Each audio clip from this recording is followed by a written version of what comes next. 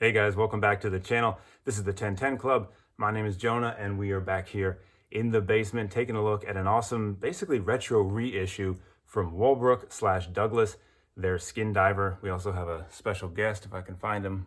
There he is. That's Arthur. Hopefully he'll behave himself. The wife is out, so he's bunking with me while we do this video. So there are a few things you do need to know for sure if you want to buy this watch. Some things I was surprised about and something that I didn't even know until after I purchased it. So we'll cover that. Also, one or two kind of hidden negatives that I didn't realize until I put the watch on. But other than that, let's take a look at a gorgeous watch originally from the 60s, very well recreated by the same brand today. Let's do it. So, is this a Douglas? Is this a Wolbrook? Yes, I'll get to that in a second, but first some measurements. A 40mm diameter watch, 48mm lug to lug, 13.5mm thick. That is a really nice bubble dome acrylic crystal. On this model, you also can get a sapphire crystal if you'd like.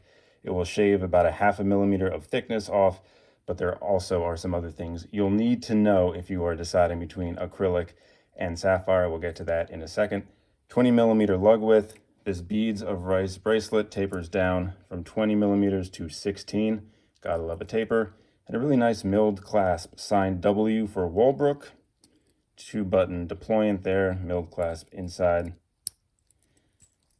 Signed crown, also W for Wolbrook, although it does say Douglas there on the face. It's not as complicated as you'd think, or maybe it is. I'll explain in about 30 seconds. This is all stainless steel construction, brushed on the sides. You can see that vertical brushing. Nice downturn of the lugs with drilled lug holes. Also have really easy push. Can you get in there? Quick release spring bars with the double kind of pushers in there. And I feel like I was going somewhere and I forgot. Oh yeah, the vertical brushing is more radial. On the front of the watch, you can see more of those rounded lines. And the back is a screw down case back with a coral reef inhabiting fish. The proof is in the coral reef, it says. I'm not sure what that means. Also, allegedly, this is a limited edition. I have number 271 of 949. It says Hesselite glass on the back as well. Also, lots of room for adjustment on this clasp. 5 points of micro adjust. And inside is the Miyota, 8315. So a 60-hour power reserve. They say they regulate this watch in-house to be between plus or minus 15 seconds a day. I popped it on the time grapher here.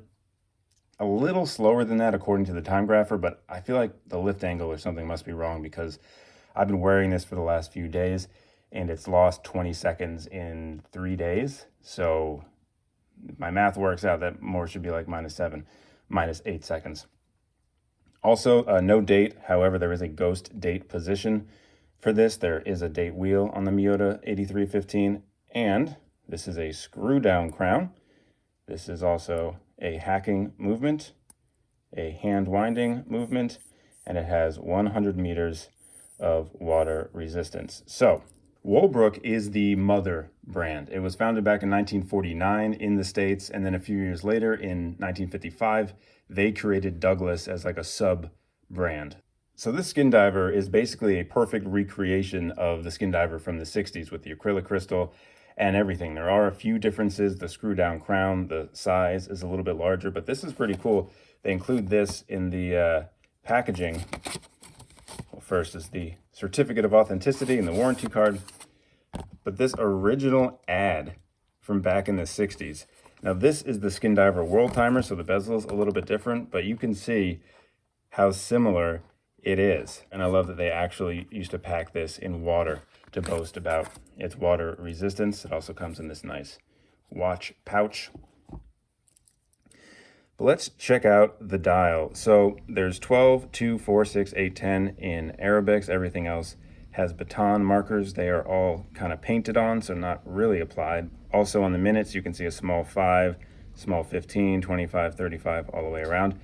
Douglas printed below the 12, and then Skindiver, 10 atmospheres, 100 meters, and automatic above the 6. And then below the 6, it says France. So when this was a US company back in the day, they moved production to France in the 50s. And then it got resurrected in 2019, and they still make them in France today. The bezel is really interesting too. It's 120 click unidirectional. Makes a lot of noise. A little bit of backplay, but everything lines up like that. Although when you move it, the dome, I feel like, distorts it so it looks like it's not. It does. But this feels like this is all one piece of like PVD coated steel. So there's not a bezel insert. This bezel is just all one piece. And it is kind of three-dimensional though. So all these hash marks and the Arabics on the bezel have been, carved in, so you can feel that they're deeper than the bezel. So that also will help with the paint not chipping off as much. A fence post hour hand and an arrow minute hand. At first I was like, what the hell? I much would prefer the hour hand to be the arrow. And then I remembered my favorite watch, and one we will be using a lot in this video, the SKX. You can see some similarities.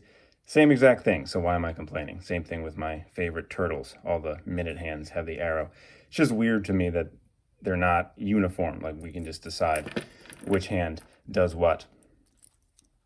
So let's start with some positives, and then I need to get to the things that you need to know about this watch if you are going to buy it. I mean, number one, it's just a gorgeous looking watch. I love how clean this watch looks. Usually I'm a date guy. I'm trying to get over it. I was wearing my Vostok Commandeersky for a while, and you could see some similarities here too, especially in the dome. And this actually inspired me to pull the trigger and get this Douglas. They're just so much fun, the vintage feel. And normally I also don't like Arabics. I wear the SKX almost all the time that just have those markers around, but I enjoy the stark contrast as well with the bright white and the dark black. So it's a flat black dial, no radial sunbursts, anything like that, which is another reason why I think this is just such a fun utilitarian watch. It looks really nice. The bubble dome gives it a little bit of flair, but at the end of the day, it's supposed to be a utilitarian dive watch. The water resistance, the screw down crown, black on white, relatively thin, making it a skin diver, so it's not obtrusive. And if you took away this bubble dome, this thing would be super thin. You almost can't count the dome, especially when you're thinking about how it sits on your wrist. The crown, really easy to operate, to unscrew and wind. These Miyotas, I think I have this in a Vario watch I have. A little bit of a grainy feel when you wind it, but really easy to operate, really easy to grip, really easy to screw back in. So one thing to note about this watch is that there are two different kinds you can go for. There is this one with the acrylic crystal that is more of the kind of one-for-one reproduction, and then they have the updated version with a sapphire crystal. Now, one of the negatives for me is that the color combinations are not the same. I really love this white on black, but the only way I could get white on black is to get the one with the acrylic crystal. I love me a bubble dome, but I probably would have gone for sapphire if I could have, especially because the sapphire is only like $20 or less more than the acrylic, so really affordable to upgrade to the sapphire crystal. But you'll see these are all the color combinations for the acrylic crystal, and there's some really, really fun ones, but they're not the same as the sapphire crystal. So you have to kind of factor in which would you prefer. Are you willing to sacrifice sapphire to get the color you want, like I was? So that's just one thing you definitely need to know before you buy this watch. Another one is just the bracelet looks a lot better than it is. It's super, super flexible, right? It feels like it would just totally contour to your wrist, which it does. I did not expect this to be a hair pincher, but even though there's space in the front, if you look on the back, it is much more menacing looking, and these get your wrist hairs. I was really disappointed because this is the most comfortable watch in the world. And you can see Beads of Rice versus Jubilee style. They're very, very similar. So I was hoping that this would be just as comfortable as this. But not only does it kind of pull your wrist hairs, the edges are just not as smooth. It's kind of a hard edge. So this is a little bit uncomfortable as well. And the last little thing to know is, other than, or opposed to this really smooth, polished case back on the SKX. The way that they, I don't know if it's a laser engraving or what, but the way they engrave this case back, this is three-dimensional, but it's rough. So this can be abrasive on the back of your wrist too. So instead of sliding this on and it feeling like a nice, like your favorite pair of worn-in shoes, it feels a little bit like, ooh, ow, and you have to get used to it. Whereas when you put on this SKX, it is like putting on your favorite shoes. You're like, oh, this feels so nice. This is so comfortable. I could wear this watch for 7 days straight and sleep in it and never worry about it. The back is smooth. This bracelet is just wonderful. You can see the polish on the sides of this bracelet, a little bit different than the just brushed sides on this bracelet. So it's pretty comfortable and I've been enjoying it. It's just a little bit ouchy. And here's the lume comparison too. I thought I'd use the SKX for this. Super Luminova on the Wolbrook, and of course the proprietary Seiko. I've yet to find a match for Seiko Lume. This is great on the Wolbrook/Douglas, and you can obviously see the numerals super well, but there really is no comparison to Seiko Lume, at least none that I've found yet. There are some great attentions to detail on this watch, like that clasp we just saw. The hands, I think, are really well made. And there is a beauty to this simplicity. There's not like a lot of extras to pop out at you, but just the total package of this watch is really, really nice. So, pricing. I got this watch for $436 USD. Is it worth it? I mean, it's a great watch and there is brand heritage, but if you think about what you get, the acrylic crystal, a Miyota with a ghost date movement, a substandard bracelet that costs way more than an SKX bracelet, but is not as comfortable. I don't know, I'm starting to lean towards maybe it's a little overpriced, but you have the history of Wolbrook and the history of Douglas.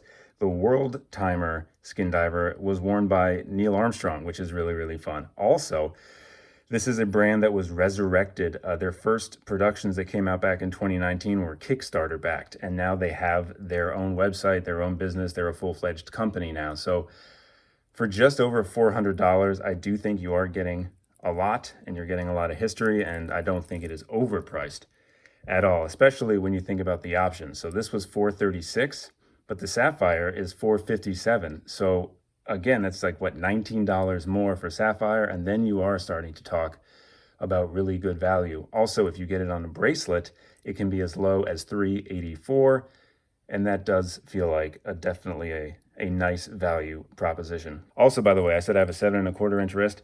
It comes with like so much bracelet. Like you can see, I only have 1, 2, maybe 3 links I could take away. So actually you might have an issue if you have a smaller wrist. A bigger wrist, it looks like you can go up to like 8.5, a 9-inch wrist. Oh wait, that's not even all of it. Here's another piece. You have a ton of extra bracelet if you want it. Well, hey, thanks for hanging out. I think I covered everything. Any questions about this watch, leave them in the comments down below. Also, I talked a few times about my time grapher and lift angle. If you're like, what the hell are you talking about? There is a video. I fully explain every single part of a time grapher if that is something that is more curious to you. And hey, props to my dog for not interrupting too much. He is sleeping very nicely behind me. Maybe we'll do one more shot of my dog before we wrap this up. But just one more time, this has been on my mind, like which one would be more worth it. I think now an SKX, like aftermarket with all the price bumps, is probably in the high 3s, as is this. It's a toss-up. I mean, there is a lot more offered in this watch, but I do love how this watch feels. So if I'm having one watch for the rest of my life, I'm going the Seiko. If I'm going on a long vacation and I only can bring one watch, I'm bringing the Seiko. But if I want to have some fun, some nostalgia, and feel like I'm just kind of dressing it up or adding a little extra flair, I'm going the Wolbrook Douglas every day of the week. Thanks for hanging out. A subscription really does help the channel, and I'll see you next time.